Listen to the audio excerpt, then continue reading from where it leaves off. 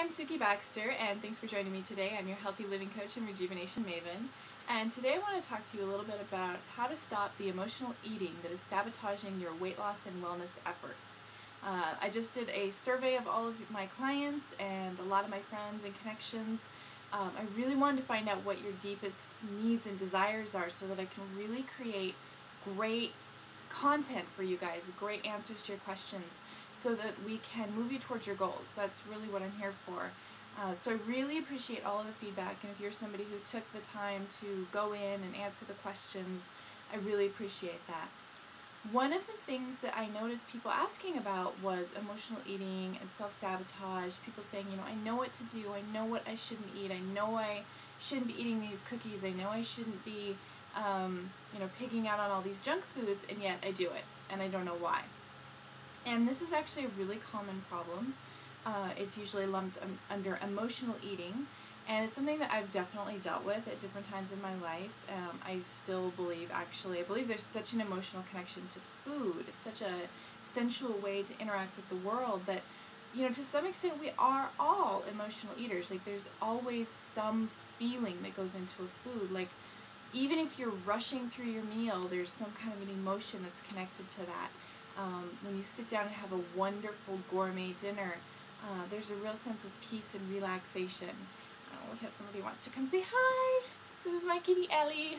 She wants to hang out and help with the video today. Say hi, Ellie. Say hi. She's a little black fur ball.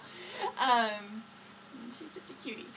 So anyway, I wanted to share with you some of my strategies for how I don't think you should be here, for how I help with the emotional eating issue and how I keep myself from doing that. And actually, it was happening today. So I want to talk to you a little bit about what I did. And so I noticed that I was working from home, I was doing a lot of work online, answering some emails, doing some writing, and I kept wanting to go in the kitchen. I found myself going in the kitchen, opening up the refrigerator, and I'm like, okay, what am I doing? And I kept reaching for these really heavy foods. I wanted heavy, dense foods. And when I really stopped, I just was like, okay, I don't know what I'm doing. I don't know what's going on here. I stopped, took a few deep breaths, reconnected with my body, reconnected with my sense of self, and really listened to what was going on. And I started to feel like I was just jittering, just kind of beside myself. I was tapping my toes, I was reading things, tapping my toes, jittering around. I couldn't sit still. My mind was jumping around, and I was like, I'm using these foods to sort of try to bring my energy down. And this is something, I was actually reading somebody else's blog. I'm not sure where, unfortunately. I don't remember where this was, but I just remember somebody who was writing about food saying, I realized that I was using food to dampen down the energy so that I wouldn't be fully expressing myself. And that really struck a chord with me, and I've paid attention to that for about the past year, and I found that to be really true. So today, in this particular instance, I realized I haven't been to my dance class in 2, maybe 3 weeks. It's been a long time for various reasons. Busyness, couldn't make it, was out of town. I've been kind of in front of the computer trying to figure things out lately. I had some technical issues I was trying to get sorted out, so I was really into that. And I'm a very cerebral person, and so when I get into some of the more technical issues, I really dive in, and sometimes it's really hard to pull myself away to get out and get active. So I haven't been as active as I like to be, just for that. So I realized that I was going for all these really dense and heavy foods. I hadn't been as active as I needed to be. I was really almost trying to dampen down this just uproaring energy, this jittery person inside me that wants to just go bust and move on the dance floor, right?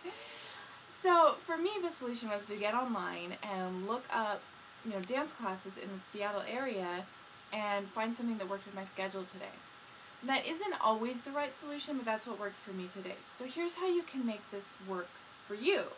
If you are finding yourself reaching for anything and it's not hunger, okay, so the first thing to do is check in and be like, am I hungry? Have I eaten a good, did I eat a good meal? Did I have breakfast or lunch or dinner? Wherever you're at in your day, did you have a solid meal with good quality nutrition in it? If you did and you're not hungry, that your stomach is full, what kinds of foods are you reaching for? Are you reaching for sugar? If you're reaching for sugar, you probably have some kind of a stress thing going on. Either you need the energy because you're just so drained, you're going for that quick boost, that quick happy pill, or you're worried about something. That's a really common one. If you're worried about something, it will tend to give you like a nice happy boost and you feel really good for a while, but then you kind of crash, and it's this roller coaster that you just keep going on with the sugar. So that's sugar. If you're craving heavy foods like meat, fat, cheese, and none of these are necessarily bad, I don't want to put judgments on them, but if you're craving these heavy foods and you're not hungry, it may be that you need to get out and move. Like you may actually have some energy inside you that just needs to be moved.